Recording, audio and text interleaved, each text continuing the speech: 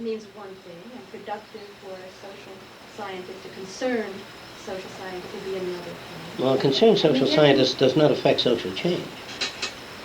No, that's the problem. The people that do generally affect social change. Social change comes when it is bodies. forced in. It never comes about through logic. Right. You take any object, or take the sailboat. It never came about as a result of convincing people to put up sails. Some people didn't, some did. Those that did got stuff across the ocean at a lower cost than people that rowed or depended on other means. Now, the people that had sailboats, there were many that couldn't make it, and they did this. You'll have to go refer to a book on the subject, unless anybody here remembers it. They had boats with few sails on it and stacks also. Did you ever see that? Sails and stacks? How many of you remember that? Nobody? In the early Sure. beginnings of They the couldn't season. quite let go. Yeah. Now do you know what I mean? And nobody here ever saw those pictures in the history of development of boats? They had sails, big fat moving sails and You stacks. got the movie in 80 Days Around the World? You got one like that. What were in the stacks? They had the engines down there, but Well, they they also have had that. They have steam. that today in the motor sailor. Which is a very The motor combination. sailor, that's You know, right. They went back to it, just in case they... Now, if you have to worry about alternate that. systems. Yeah. Okay.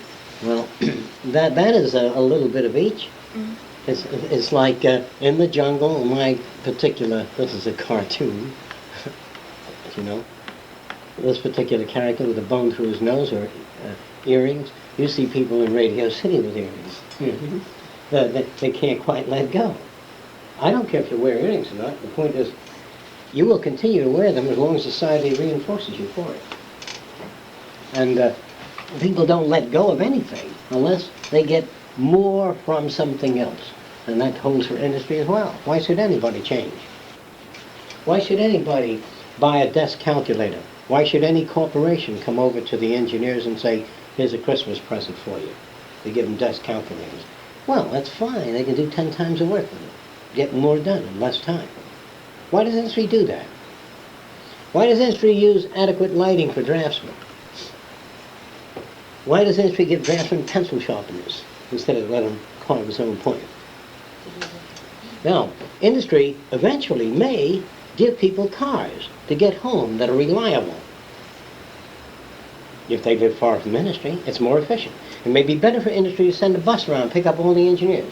Eventually, it'd be best for industry to design a beautiful all-glass and steel structure and put the engineers in there, pick them up in one Greyhound, bring them down instead of all those cars. Wouldn't it?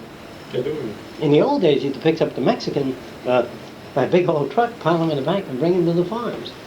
The idea, this will return, it has to, on a sheer economic basis. Now, if all the production entities, your engineers, a certain percentage of them can be out of the corporation, but if they have better nutrition, less alcoholism, less conflict with their families, you probably didn't know this, well, they have psychological consultants at very large industries. You can go in there and say, I don't get along with my wife, whatever the hell it is. And they really don't want problems with people. People under problems do not work as well. And so we are nearing the time with essential people that they're beginning to consider the physical mechanism of man as part of the productive equipment. Is that so difficult to understand?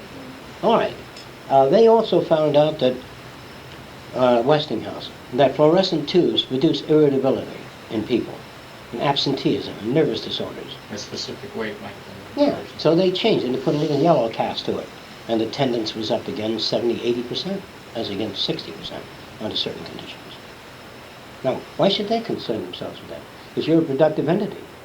But if they found out through studies that if you work 4 hours a day productively through a new type of incentive system, you can do more work than 8 hours, because the performance chart, as you arrive in the company, takes a little time to get warmed up. I don't know if you ever worked for any corporation. Then you work. Then you go downhill again. With a certain peak period. Learning how to use that. Learning how to generate that and use it. So you don't work 8 hours a day, say you work 5. If they learn how to do that, they get a more efficient job. If they find out that you belong to a motorboating club, you play tennis, they might even say, well, you can work 4 hours a day if you join the tennis club, the company tennis club, and go out to the company golf course. They might even do that. So you're talking about these big fat cats that have international holdings all over the world. if you're a productive entity. If you're not a productive entity, the society says, how do you handle non-productive entities? Here's how you handle them. You send them to school free and make them productive entities. Otherwise, they're a drag on the culture. Now, how do you get them to be productive entities except through a study of behavior and behavioral modification? Now, thereafter, you can plan population control, which is also essential. So I'm just trying to tell you that industry, there's a new drafting pencil, I don't know if John gave it to me or Carl, but I used to sharpen my pencils continuously. This new drafting pencil has a super thin lead, and it's always sharp. You don't need to sharpen it. It's as thin as it is, it has a metal tube reinforcing it on the way down. Is that right? Little metal lead tube? Yeah, and you can do your drafting and never sharpen the pencil again. Now, the lead is very thin. It only sticks out a little bit, but it'll give you a hard, thin line without sharpening. Now, this is what people want. Eventually, the company may even give them to the draftsmen. Say, here's a gift. It says, Boeing aircraft, here's a pencil. Even though the pencil cost them $10 a piece, wholesale. They bought 10,000 of them, see? And they give them out to their engineers. Gee, thanks a lot. Gee, that's great. The guy is not at the sharpener all the time. So, how much should a company do for its personnel? Well, some companies work this way. If a lot of personnel is available outside the plant, which is what corporations love, and 9 of them get sick, it's much easier to get rid of the 9 and take in the unemployed, put them to work. They get sick, you get rid of them. You have no responsibility to do anything for anybody. But if your country operates at, say, 80% efficiency, where everybody's working, then you can't do that. You've got to take care of everybody. Now, the people on the outside, if they get sick, there's taxation. A lot of the corporations don't pay taxes. They expand, diversify, so they don't care. But if the taxes ever fall into their hands, which it will ultimately, to technological unemployment, then they have to concern themselves with the entities. In the early days, they take a lot of them, put them in the Marines, or they're thinking now of going back to CC camps and things like that. I think you know about the Carter administration's views. A CC camp used to pay people $60 a month, room and board. Maybe now it'll be $200 a month, but it's cheaper than prisons. It's cheaper than police state. So they'll do that. Now, once they build these campgrounds for kids, they're going to also find out they're just picking a bunch of leaves in the forest when you're unemployed. There are other things a person can do. And amongst these people, they would give them opportunities to go back to college. And also, if you work and go to school, you're not as productive. Yes? If the people left by themselves, they'll destroy the society unless occupied. They will do what? They could destroy the society with crime and... Oh, yeah, absolutely. It costs them more not to deal with this. No. I was reading now recently, and not recently, just a couple of years ago, the telephone company dealing with fiber systems of transmitting telephone signals. A little bundle of fiber optics run on the ground and they use lasers. And that takes care of a wiring system that was that large in the early days. They moved it down to that. Why are your telephone bills going up? Because laser optics can carry much more information in a bundle of those wires, and they cost less. And so they're using them. So anytime the telephone company installs anything, it's because it costs less, not more.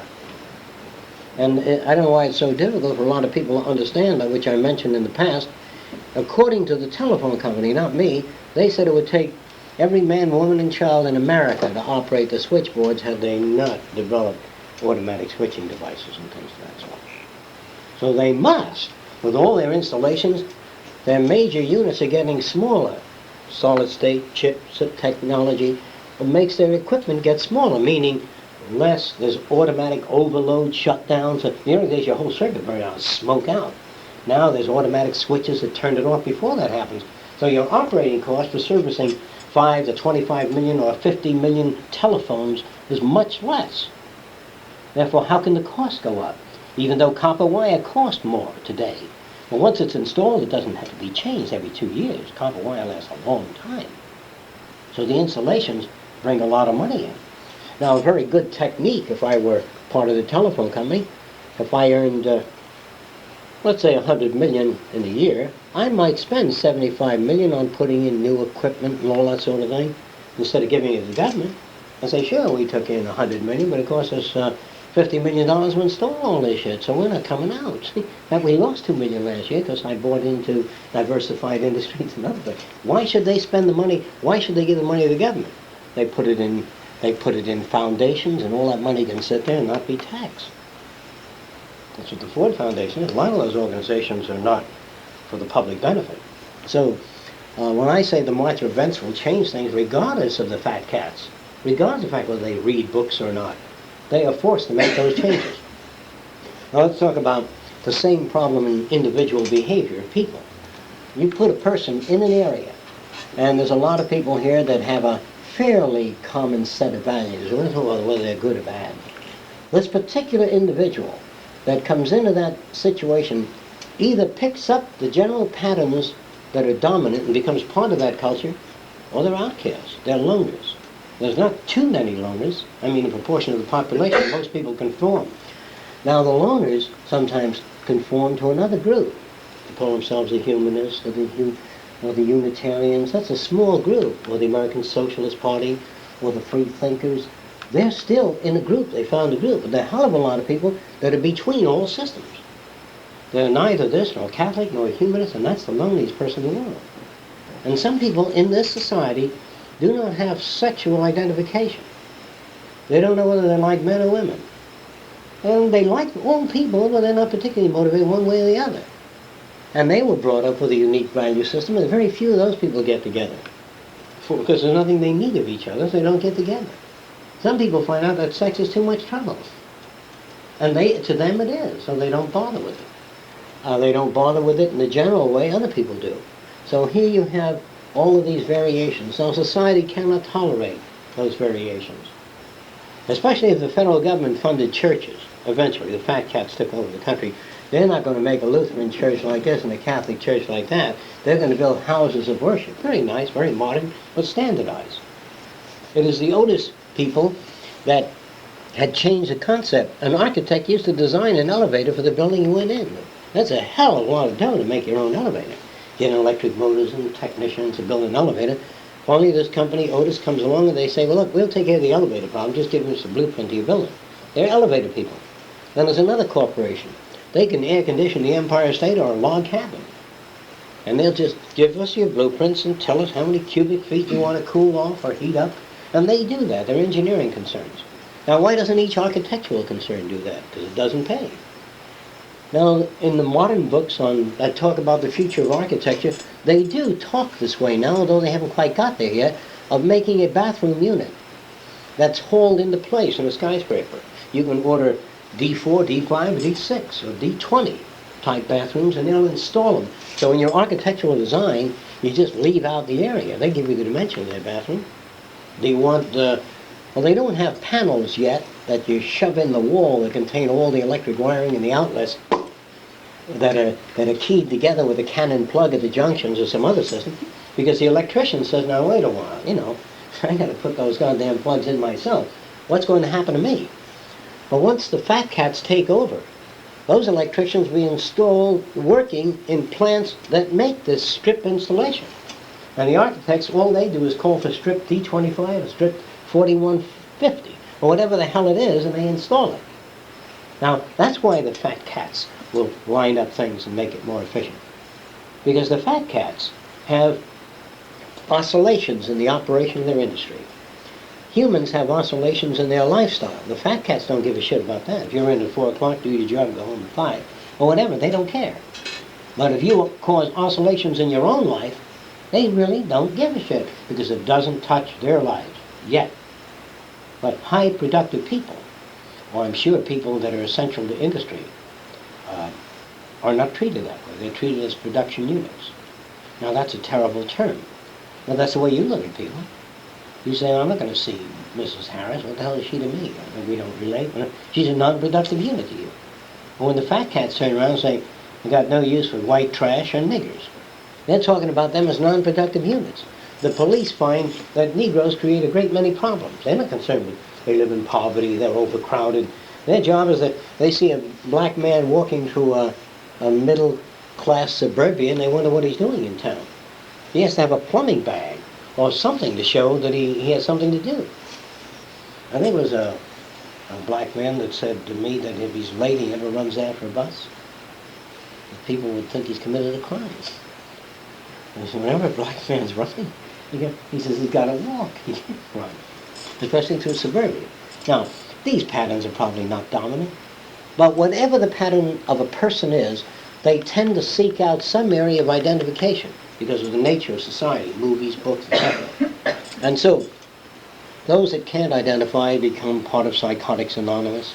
They still come into a group. It's just I get pissed off at anything. That's just so do I. Then they find that there are people who get pissed off at similar things. Did your wife ever pick up the brush and want to hit you with it? Yeah, I didn't know that happened to you. Well, all these people find a subculture here. And they can't live without going from one therapy interaction group to another.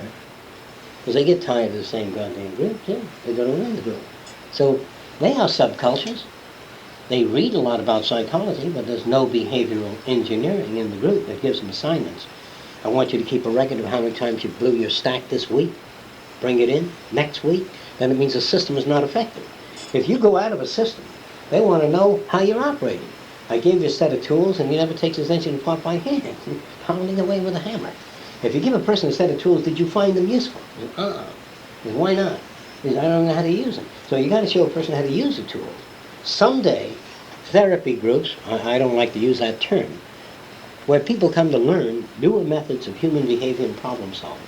They come into that group, they're given an assignment. First you identify the areas where you don't function too well.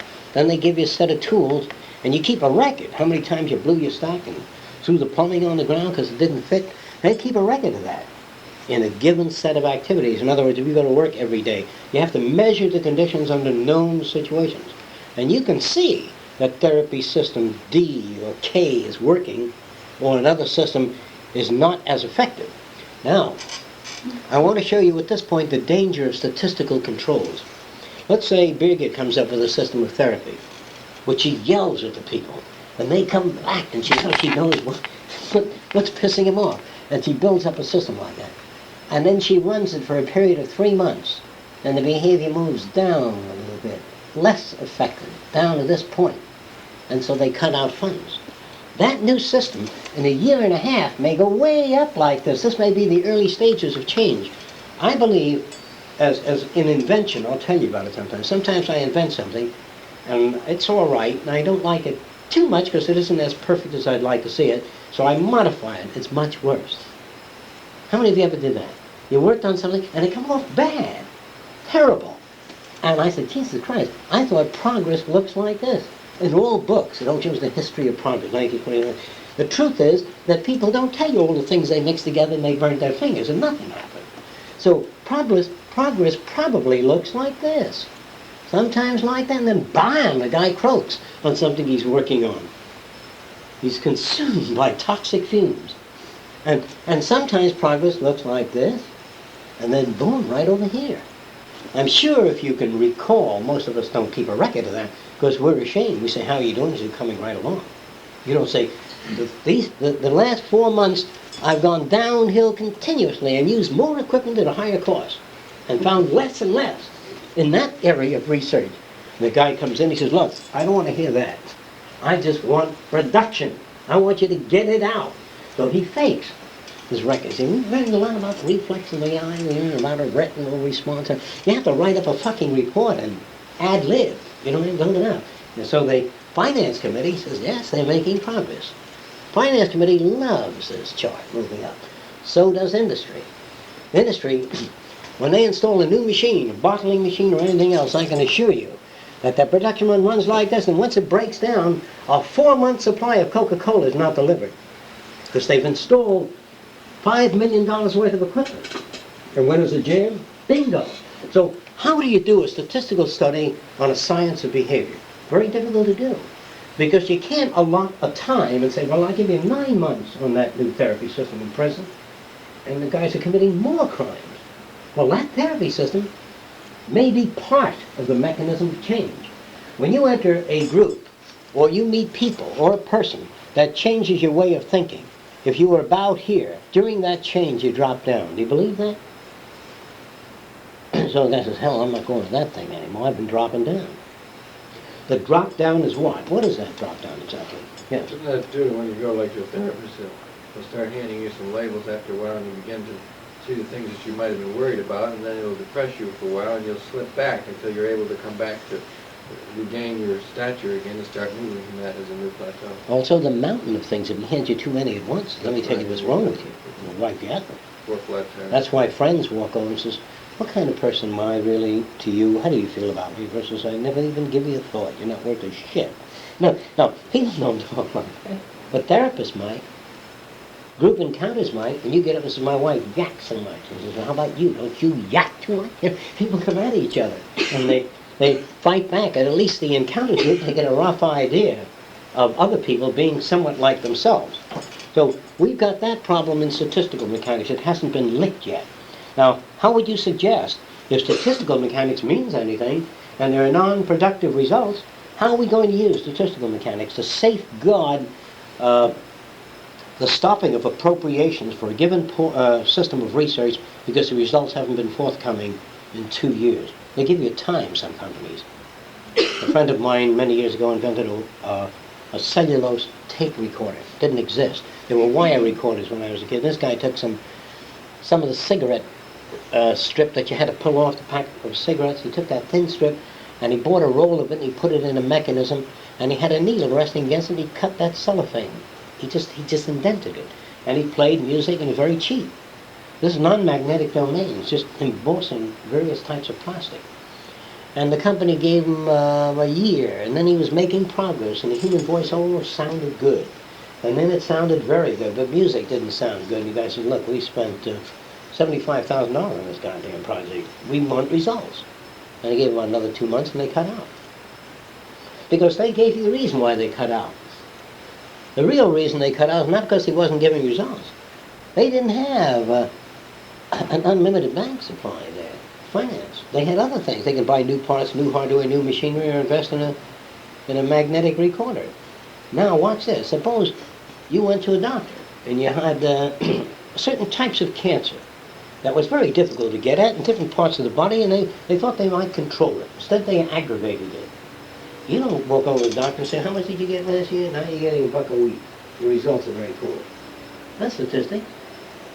We're cutting you out, but I gotta eat. You don't function. My brother-in-law had cancer, he died. My sister-in-law had cancer, she died.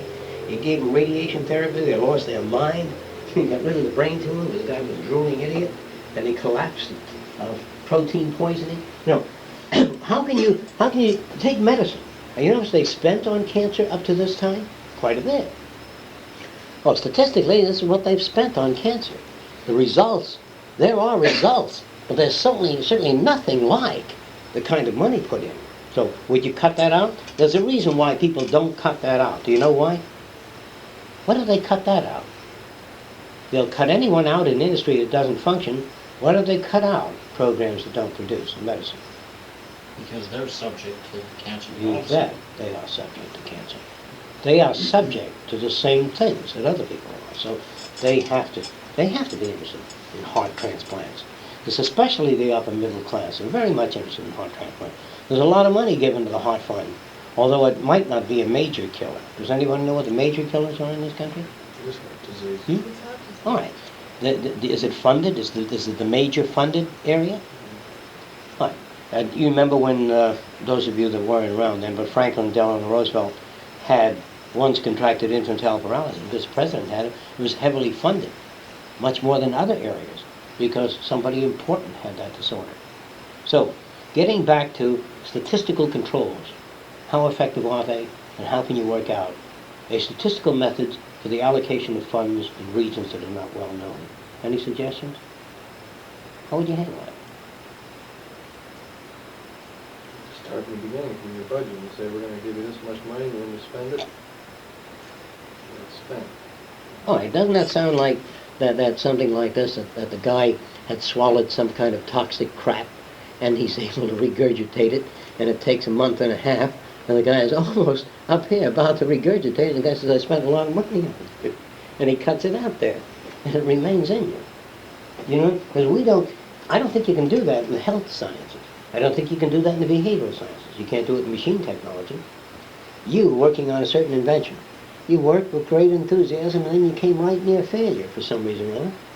And you said, I don't know whether to get off or stay with it. And he stayed with it, and he got up here, and the guy says, no, again. And he went down, and he almost got off. And he stayed with it again, and it worked. Now, If he does that 11 times on some complex system, he's going to be, the next time he goes and applies for a patent, he's going to apply it, reapply it, modify it, but if you're a first time you put out and they reject it, says, I guess I'm not an inventor, I ought to go back to bricklaying or something else. Many people that are novice in the field that come in brand new are really a part of the history of error. All newcomers to any field make a lot of mistakes, so to speak. They make a hell of a lot of mistakes. But it is not, when a person works in their garage and you see them making mistakes, you see them moving in the wrong direction, you say, gee, I thought you were very smart. You were all those wonderful inventions. Here I see you putting a little glue on some paper and all. I expect to get results from that. So people work privately because their friends come in and they annoy them. They want Jesus Christ, why don't you put that down there in the street? And they come in like it. There's somebody else that tried to put a flat surface on you. You're going to keep your finger somewhere. And people bother people who say you're interested in photography, and you shake a photograph while you shake it back while you click your camera, and you get an extended shot of a house. It's sort of an elongated picture of a house, something like a lot of lines dulling off into the background. And the guy says, what the hell is that crazy thing? Well, I would say the search doesn't have any limits as to what good research is or bad research. I don't know if it's a good idea or a bad idea to do anything. This may be significant at a later date in another certain situation. Now, I remember my mother, she used to put lots of olive oil in a frying pan, lots of it. And she'd let it go for a long time. And I used to watch the shimmering lines going up all the time and hold it up at the horizon and watch the horizon shimmer, in the background. Now, I always used to watch that. I found it interesting. Also driving a car, you see, in the desert. And that impressed me. I didn't know what for, but I was just impressed by it. But years later, we had a miniature rocket taking off on a movie set, and it was blasting away here, but it just didn't look right, so I fried some oil and put it in front of the camera and boiled it, and the shimmering lines, when that blast came out of the rocket, the whole atmosphere was shimmering in front of it. So the guy says, what's the use of that? I honestly don't know. I honestly don't know what use it is, me holding up a polished stainless steel tube, looking at light, and watching the interesting patterns in it. Then I'll move it around. Then, instead of holding it up at light, I will cut a piece of cardboard with a sort of a cross-like aperture in it, or I'll saw it out of metal, a cross-like aperture, and put it in a steel pipe at the end, put a light behind it. You get very interesting things, especially if you shift the light. You get double X's going around too. Then you take linear patterns and put them in there, and then they begin to cut out zigzag patterns. Now what the hell is a practical thing in that? I really don't know. I have no idea. But years later, people want to build a movie set with a tunnel and a train going through the tunnel. And then you learn how to work out a ring effect of light so the rings travel through the tunnel, and because you've observed that phenomenon in a spiral in the back of a highly polished tube. Looks like the camera in that tunnel looks like the train is moving at 100 miles an hour. You don't need to build a tunnel and roll the camera through it. So, curiosity in some instances pays off, and sometimes it puts you in jail, and sometimes you get burnt as a witch, and sometimes you get the shit kicked out of you, and sometimes your girlfriend leaves you because you're not making any money fooling around with glass tubes, or whatever the hell you're doing. So no one can say what the appropriate direction is. I know this. In learning to throw dice, there may be some significance in that, but I still prefer to look up a stainless tube with lines in it, or something more like that, than sitting around playing cards, because I would feel that there may be even some productive stimulus in cards. But out of the 4,000 card games you play a year, I think if you look through tubes and other things like that, if you have multi-disciplines, meaning if you're interested in many areas, you will find a use for it. But if you look through a glass tube and you look through water spiraling down a drain with different substances or fluids in a different viscosity, different color, you're going to get interesting patterns and like, oh, interesting, show it to your friend, put it on the shelf. But if you're not in chemistry, special effects or anything, you may never ever get to use it. So people become, the road through life is really something like this for most people. As you move off the path and come back occasionally, you can bring new things. But the further you move off the path, the more trouble economically, socially, behaviorally when you move off the path. I'm not suggesting that you don't move off the path or stay on the path. I wouldn't even dare suggest that. But if a person moves off here, they're called far out. And far out may be way in the next 2 years. Everybody that's far out is way in. What's far out? It rocks. All right. So we really don't know a lot of things. And I'm saying this, I don't know what good random piddling is. Meaning, if you hold a thing in your hand and spin it around, spin a rock on a glass surface, that's piddling in general. And people come into the area and say to kids, now what the hell are you spinning that goddamn rock on the table? Why don't you go and do your homework? Because they may learn something about centrifugal force. They may learn something. No matter what you do, if you stick your finger up a cat's ass, you'll learn that you can't get all the way in. You'll learn some things. But, so I cannot put limits on what people ought to do, except in the regions of experimenting with other people, inflicting pain upon them. In fact, there was an article in the Anti-Vivisectionist magazine. Did you see that?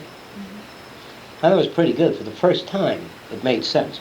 It showed this synthetic, scholastic human that gets heart attacks and regurgitates. You must have seen that. They give him a shot to revive him, and he goes through all kinds of trauma, and the eye pupils contract, dilate, and it's connected to a computer. And this magazine suggested, why can't we simulate biological effects on computers instead of killing cats and dogs? Now, that's interesting. But the only thing the matter with these people is they don't suggest how that's done. How do you do that? In other words, it is possible today to feed a computer with probable combinations, chemical combinations, and get some kind of probable results on a computer. But there are areas that are not well known. If you add too many different things, and the temperature and everything else, it's very difficult for the computer to track down data that hasn't been verified in the past. It has to be within the realm of known phenomena. Although they've done that to this day, which I mentioned before, on aircraft. They've been able to simulate aircraft conditions on a computer, put it through barrel rolls, flight, takeoff, rate of climb, and modify the design, even though they have a visualized display of this plane which has never been built. They can, to a large extent, do that in machine design. But there are certain things they can't do in machine design. You don't include quality control in a production design. Something may break down in the line, and you get a hell of a lot of pots and pans that are stamped with distortion. So they design something in the line to cut that out. That doesn't pay unless you have a national contract for pots and pans. It doesn't pay to make a machine so sophisticated that it can measure all changes or the beginnings of changes in pots and pans unless you're turning them out like a Ziegler. So quality control has to be installed where you're turning out things in large quantities. Now, what's quality control in human behavior? If I find a way to behave and it works for me, by the time I get through imparting that method to other people, society's already undergone some kind of change, and that system may be no longer adequate. If I gave you an adequate point of view for this culture, 2 years from now, it may be obsolete. You may read Future Shock and say, my God, the views that he gave me about decency and brotherhood are obsolete.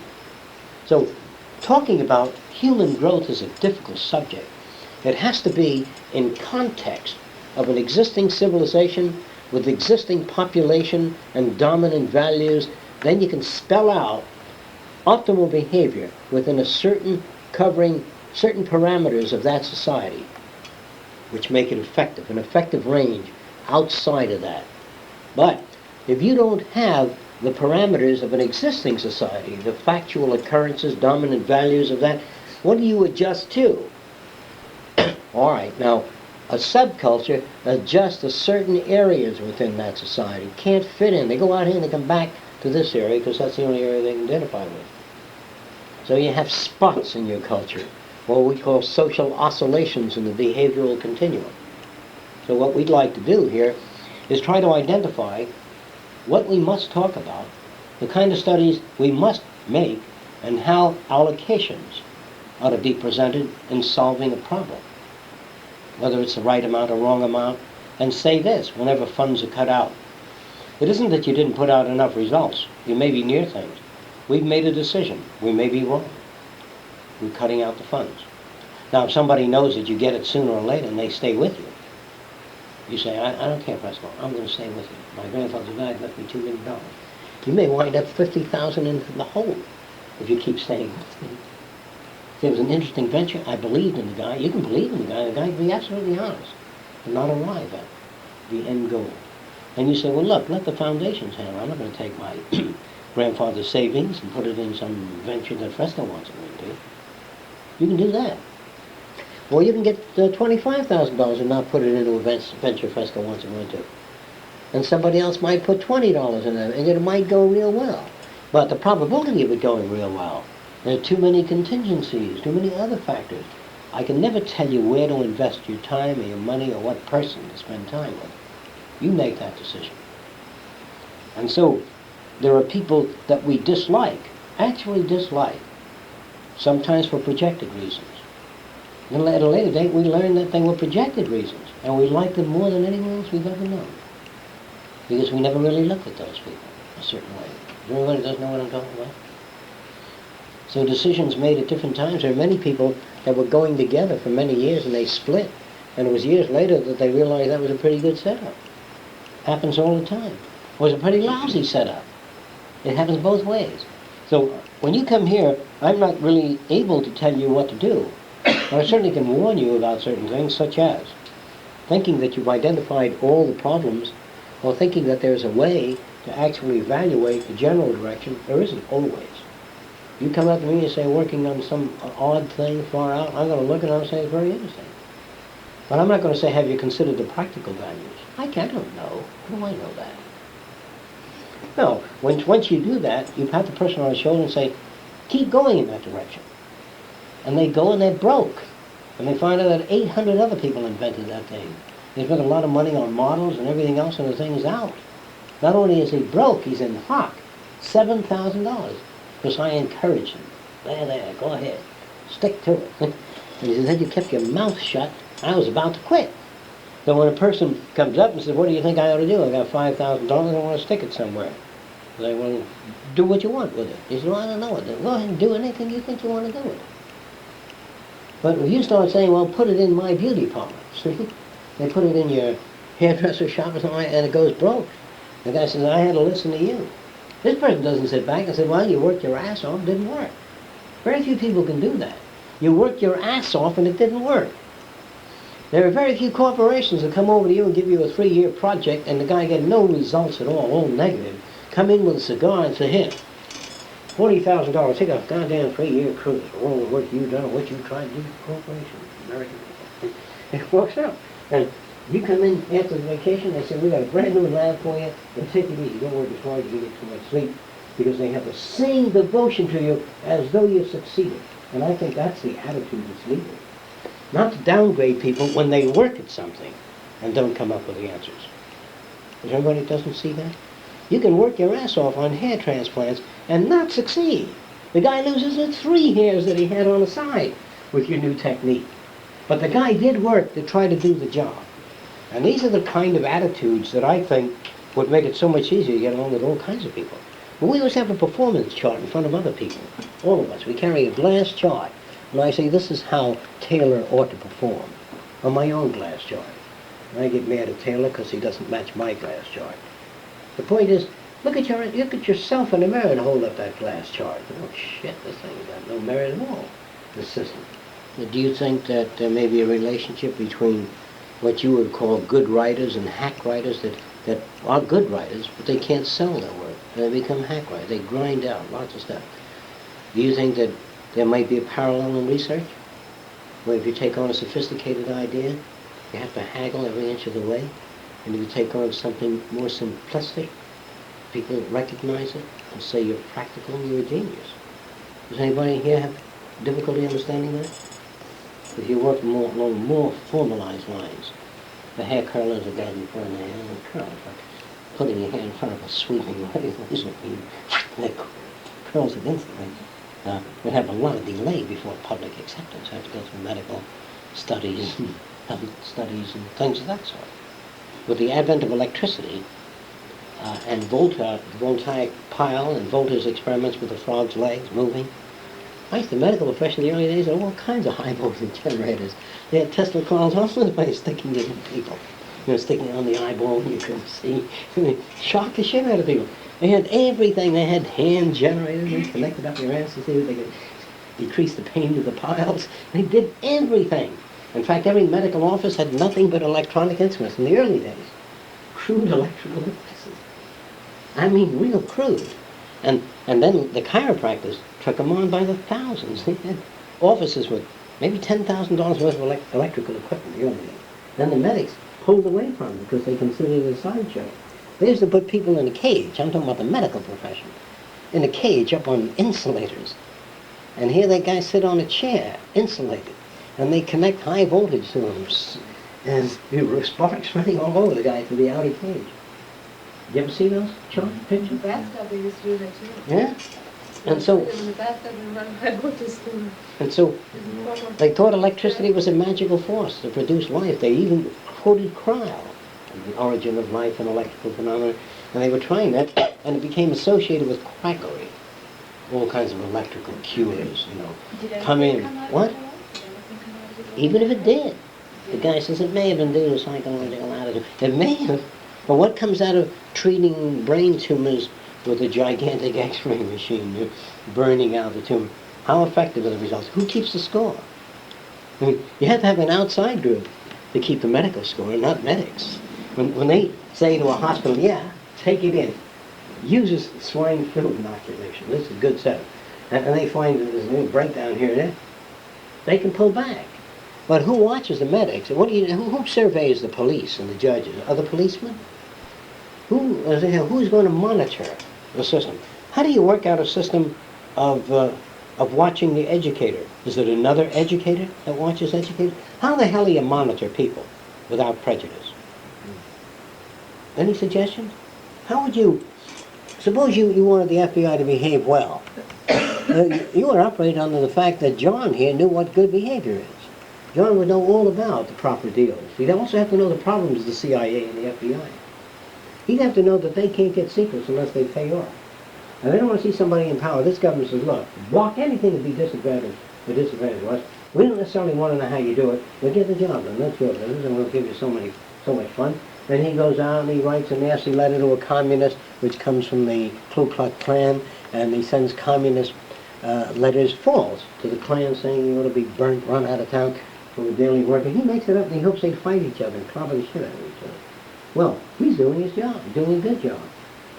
If you associate with former subversives, that means that you might find some of their ideas interesting, and you might be a threat. If he goes out to the Boeing Corporation every day and leaves my corporation, which is General Dynamics, and he's only out a lot with Boeing engineers, I don't like that. Unless he comes in and says, let me tell you what Boeing is on. Then I like it. But if he keeps going out there, I don't know what he's doing. I don't like this guy going to Cuba and then Russia and then 3 months in China and then come back and work at General Dynamics. I'm not, this isn't true about my feeling. I'm just saying if I have a country and my notion of what is good, and anybody that behaves any other way is a threat. So I think the CIA is doing what you call the fat cats would like them to do. Right. I think that the CIA is consistent and comprised of loyal Americans. Really. That want to keep America going in a given line, their line of what loyal Americans happen to be. And so they're consistent. Why should a fireman support the painters union, or put funds into the painters ball? He's not interested. So try to understand the CIA agent. I'm not asking you to invite him for coffee. I'm just suggesting that you consider for one moment that these people are consistently idiotic with the system that breeds them. That's all I'm saying. They're no good. No good in our terms. We're no good in their terms. We're what we call liberals. You know, a liberal is a shithead. Impractical dreamer. Let me tell you what a liberal is. A liberal guy wants to support all the bums that don't want to work. And all you do is hand them a check. And you say, why don't you pick up the leaves in the park? And they say, well, I got a bad back. And so you even send them to a clinic to give them treatment. They don't even have a bad back. They're maladjusted. Now you want to send them to psychiatrists because they're maladjusted. Stop feeding them, they'll work. What about a big food kitchen? If they got any coupons they don't eat, stop giving guys handouts. Guy come out in the street, says, man, work and give me a quarter for a cup of coffee. Go get a job, you goddamn bum. No, they're going to work, and they probably will, if you did it that way.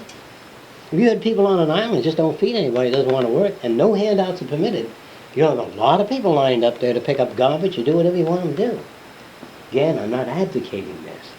I'm just saying that is a point of view. Now, why are these guys saying that? Goddamn bums don't want to work. Because they've got so much change in their pocket. And they're planning on supporting people, and their windows are still dirty on their cars. Then they hand another guy a quarter, and the tire needs changing. They figure they give him a half a buck and he changes the tire. What they're asking for is you make my arrowheads, and I'll glue the feathers on the back of your arrows. But if he comes up and he says, geez, that's a nice arrow, guy, can I have one? You know, I haven't had an arrow in years. Give him one, and he catches something. And you never get any of that lamb stew. You never get anything, and then he comes out after he's eating his lamb stew, farting and belching with a gut ache, and he says, I haven't got enough money to go to the hospital. And he pays the bill. This is the way those people look at people who don't want to work. They see themselves doing all the work and the other people living on handouts. Now, I don't see it that way. I see the other people as victims like a cripple, or a broken leg, a hearing aid needed, or bad eyesight, and people that have been conditioned not to want to work. I see them just as a cerebral product as you see a physical product with a broken leg. A guy doesn't want to work, a girl doesn't want to work. I can understand the work has been unpleasant, but there's nothing wrong with them. They're not asking for a handout. They're finding out that if they can get by without working, it's easy on their nervous system. They get very nervous working and feel ill at ease. And work is very annoying and painful, produces a lot of stress. Yes, you know, that's the truth. And it does. So who's right? They're all right. But you live in a country that doesn't consider all of those aspects. So you have problems. Okay, I would just say that in the future, if you want to get a divorce, and guys, what are you waiting for? Move out. But you don't have to go anywhere for it. What is it that you don't understand about these attitudes? I think that it's true that the Klan evolved as a result of conditions that occurred in the South. They really did occur. After the war, free the slaves, so to speak, they did walk through town and did get drunk. And they weren't educated, and they didn't work as hard. And they did walk over to white women and grab them. I'm not saying that's good or bad. They did a lot of things. The boys say, now wait a while.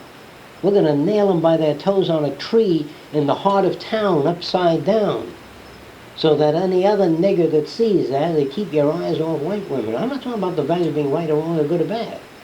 They didn't know how to control it any other way.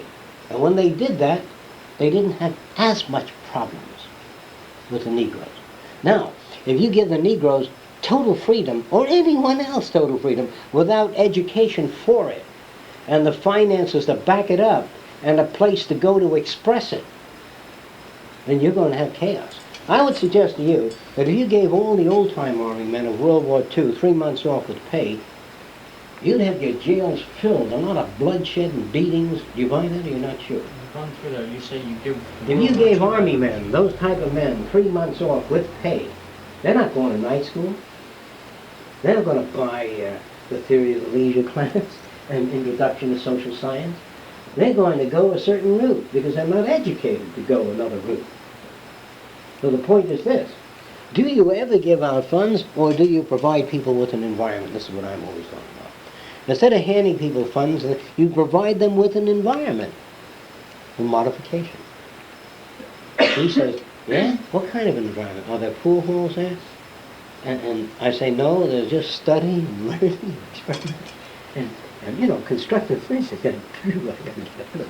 Because I can see there are people who associate a very negative feeling with classrooms, study and homework and all that sort of thing. Yes, I think there a are. company would commit suicide if you had a research company and it was was making a fortune on had very talented people, and they said, we're making so much money here, and we're so proud of you people, we're going to have pools and tennis courts, and within a year, if you didn't have any control, the people would go to the tennis court. As soon as they run into the smallest problem in the laboratory, and they say, Jesus Christ, I've been working this, we have to hell with this, I want to go do this for a while. Absolutely. Next thing you know, you've lost them. And I think that's really what's happened, is that if you can't really blame people. Now, the people who stay in the laboratory and work are those that aren't interested in swimming or playing tennis. Yeah. That's all. That there's certain things you can't, certain freedoms you cannot give. Okay. You use a different terminology. We say this, that instead of that, we say this, that you interest people in particular things and so arrange affairs so that they have to do exercise to get to this point, that's all. that you travel by bicycle, make it available. And so they get their exercise without saying, you got to do this every day, but you arrange the circumstances. You know what I mean, like I said before, the rowboat to get to the island or the concert, whatever the kids want to do in that island. If there's a rock concert, there's a boat, it takes 2 kids to row there, so every morning they go out there, that's where the facilities are kept. But don't put it down as, you're right, if you have a coffee place you can go to where the boys hang out, and there's a job for you to do here in the machine shop, and you run into a jam, material didn't come in, or the goddamn lathe began to vibrate, or you cut your finger, or anything, your girlfriend said no, you might go down to the center.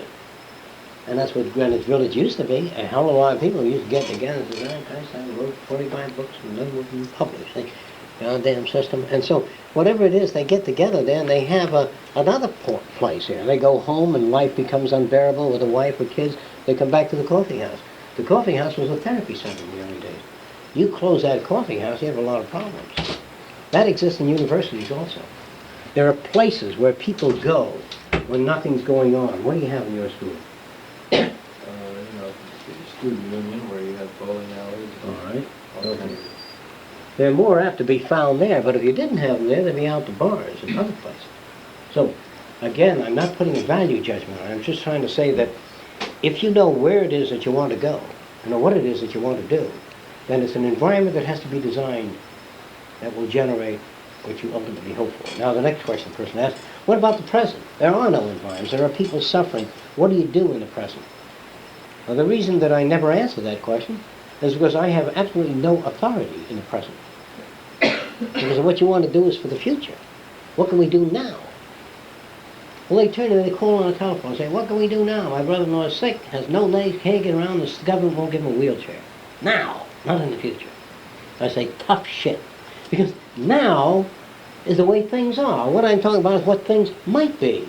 That's what happens when you've got a continent and somebody suggests we build a railway across the country so we can get materials to California and bring materials from California to the East Coast. And I said, you mean to say that instead of a wagon train coming here and breaking down the rail system would be more economic? Yes, it would be.